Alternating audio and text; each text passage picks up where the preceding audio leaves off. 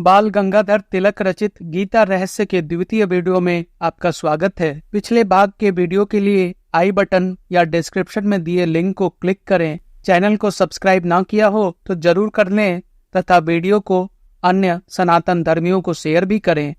अब आगे का प्रसंग। परंतु 700 श्लोकों की भगवत गीता को ही गीता नहीं कहते। अनेक ज्ञान विषयक ग्रंथ भी गीता कहलाते हैं। उदाहरण के लिए महाभारत के शांति पर्व के अंतर्गत मोक्ष पर्व के कुछ फुटकर प्रकरणों को पिंगल गीता, संपाक गीता, मंकी गीता, व्याध गीता, विचक्षु गीता, हारीत गीता, वृत गीता, पराशर गीता और हंस गीता कहते हैं। अश्वमेघ पर्व में अनुगीता के एक भाग का विशेष नाम ब्राह्मण गीता है। इनके सिवा अवधूत गीता, अष्टावक्र गीता, ईश्वर गीता, उत्तर गीता, कपिल गीता, गणेश गीता, देवी गीता, पांडव गीता, ब्रह्म गीता, भिक्षु गीता, यम गीता, राम गीता, व्यास गीता, शिव गीता, सूत गीता, सूर्य गीता इत्यादि अनेक गीताएं प्रसिद्ध हैं। इनमें से कुछ तो स्वतंत्र रीति से निर्माण की गई हैं और शेष भिन्न भिन्न पुराणों से ली गई हैं। जैसे गणेश पुराण के अंतिम क्रीड़ाखंड के 138वें से 148वें अध्यायों में गणेश गीता कही गई है। इसे यदि थोड़े बदलाव के साथ भगवत गीता की नकल कहें तो कोई हानि नहीं। कूर्म पुराण के उत्तर भाग के पहले 11 अध्यायों में ईश्वर गीता है। इसके बाद व्यास गीता का आरंभ हुआ है। स्कंद पुराण के अंतर्गत सूत संहिता के चौथे अर्थात यज्ञ वैभव खंड के ऊपरी भाग के आरंभ यानी 1 से 12वें अध्याय तक में ब्रह्म गीता है और इसके बाद के अध्यायों में सूत गीता है। यह तो हुई एक ब्रह्म गीता। दूसरी एक और ब्रह्म गीता है जो योग वशिष्ठ के निर्वाण प्रकरण के उत्तरार्ध सर्ग 173 से 181वें भाग तक आ गई है। यम गीता 3 प्रकार की है। पहली विष्णु पुराण के तीसरे अंश के 7वें अध्याय में, दूसरी अग्नि पुराण के तीसरे खंड के 381वें अध्याय और तीसरी नृसिंह पुराण के 8वें अध्याय में है। यही हाल राम गीता का है। महाराष्ट्र में जो राम गीता प्रचलित है वह आध्यात्म रामायण के उत्तरकांड के 5वें सर्ग में है और यह आध्यात्म रामायण ब्रह्मांड पुराण का एक भाग माना जाता है। परंतु इसके सिवा एक दूसरी राम गीता गुरु ज्ञान वशिष्ठ तत्व सारायण नामक ग्रंथ में है जो मद्रास की ओर प्रसिद्ध है। यह ग्रंथ वेदांत विषय पर लिखा गया है। इसमें ज्ञान और कर्म संबंधी 3 कांड हैं।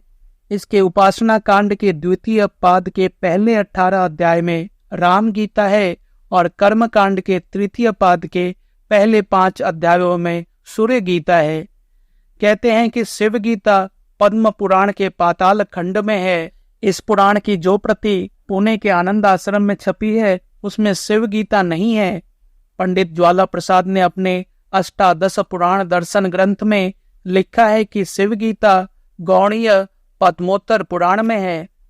नारद पुराण में अन्य पुराणों के साथ पद्म पुराण की भी जो विषय अनुक्रमणिका दी गई है उसमें शिव गीता का उल्लेख पाया जाता है। श्रीमद् भागवत पुराण के 11वें स्कंद के 13वें अध्याय में हंस गीता और 23वें अध्याय में भिक्षु गीता कही गई है। तीसरे स्कंद के कपिलोख्यान 23वें से 33वें भाग को कई लोग कपिल गीता कहते हैं।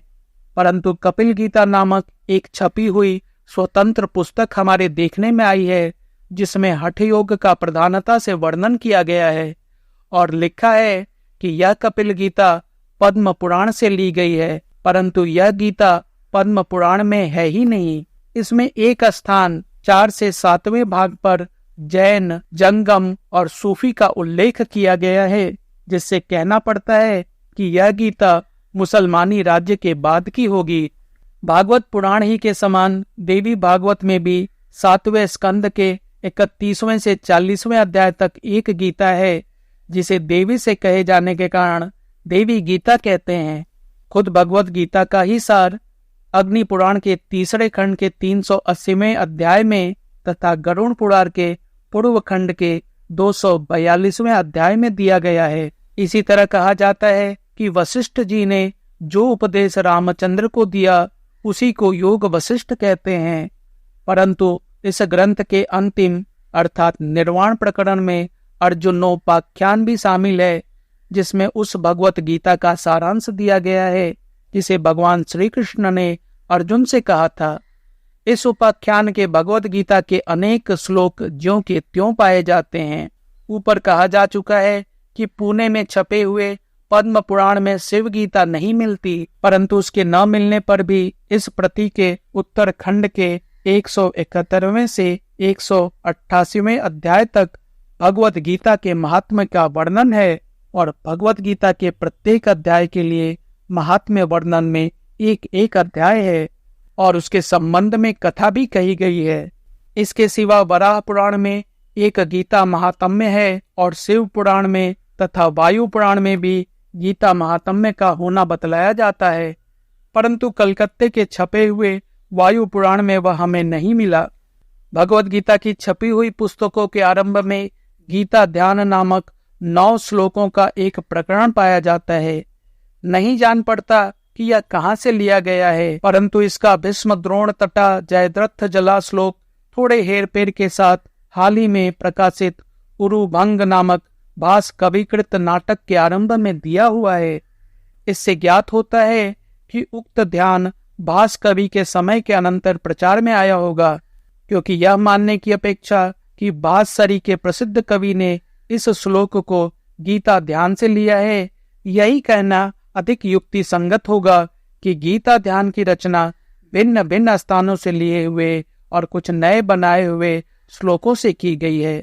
भास कवि कालिदास से पहले हो गए हैं, इसीलिए उनका समय कम से कम 435 यानी सक 300 से अधिक अर्वाचीन नहीं हो सकता। ऊपर कही गई बातों से यह बात अच्छी तरह ध्यान में आ सकती है कि भगवत गीता के कौन कौन से और कितने अनुवाद तथा कुछ हेर फेर के साथ कितनी नकलें, तात्पर्य और महात्म्य पुराणों में मिलते हैं। इस बात का पता नहीं चलता कि अवधूत और अष्टावक्र आदि 2-4 गीताओं को कब और किसने स्वतंत्र रीति से रचा अथवा वे किस पुराण से ली गई हैं। तथापि इन सब गीताओं की रचना तथा विषय विवेचन को देखने से यही मालूम होता है कि ये सब ग्रंथ भगवत गीता के जगत प्रसिद्ध होने के बाद ही बनाए गए हैं। इन गीताओं के संबंध में यह कहने से भी कोई हानि नहीं कि वे इसीलिए रची गई हैं कि किसी विशिष्ट पंथ या विशिष्ट पुराण में भगवत गीता के समान एक आध गीता के रहे बिना उस पंथ या पुराण की पूर्णता नहीं हो सकती थी।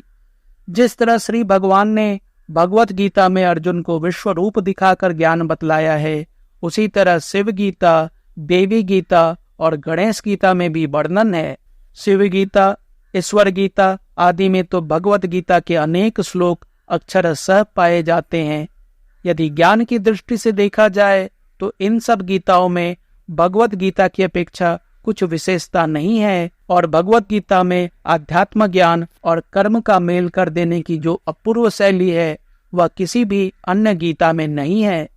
भगवत गीता में पातंजल योग अथवा हठ योग और कर्म त्याग रूप संन्यास का यथोचित वर्णन न देखकर उसकी पूर्ति के लिए कृष्णार्जुन संवाद के रूप में किसी ने उत्तर गीता पीछे से लिख डाली है। अवधूत और अष्टावक्र आदि गीताएं बिल्कुल एक देशीय हैं, क्योंकि उनमें केवल संन्यास मार्ग का ही प्रतिपादन किया गया है। यम गीता और पांडव गीता तो केवल भक्ति विषयक संक्षिप्त स्रोतों के समान है। शिव गीता, गणेश गीता और सूर्य गीता ऐसी नहीं है। यद्यपि इनमें ज्ञान और कर्म के समुच्चय का युक्ति युक्त समर्थन अवश्य किया गया है, तथापि इनमें नवीनता कुछ भी नहीं है, क्योंकि यह विषय प्रायः भगवत गीता से ही लिया गया है। इन कारणों से भगवत गीता के गंभीर तथा व्यापक तेज के सामने बात की बनी हुई कोई भी पौराणिक गीता ठहर नहीं सकी और इन नकली गीताओं से उल्टा भगवत गीता का ही महत्व अधिक बढ़ गया है। यही कारण है कि भगवत गीता का गीता नाम प्रचलित हो गया है। आध्यात्म रामायण और योग वशिष्ठ यद्यपि विस्तृत ग्रंथ हैं, तो भी वे पीछे बने हैं और यह बात उनकी रचना से ही स्पष्ट मालूम हो जाती है। मद्रास का गुरु ज्ञान वशिष्ठ तत्व सारायण नामक ग्रंथ कई लोगों के मतानुसार बहुत प्राचीन है, परंतु हम ऐसा नहीं समझते, क्योंकि उसमें 108 उपनिषदों का उल्लेख है जिनकी प्राचीनता सिद्ध नहीं हो सकती। सूर्य गीता में विशिष्टाद्वैत मत का उल्लेख पाया जाता है और कई स्थानों में भगवत गीता ही का युक्तिवाद लिया हुआ सा जान पड़ता है। इसीलिए यह ग्रंथ भी बहुत पीछे से श्री शंकराचार्य के भी बाद बनाया गया होगा। इसके आगे का प्रसंग जल्द ही प्रस्तुत होगा। कृपया वीडियो को लाइक और शेयर तथा चैनल को सब्सक्राइब करें।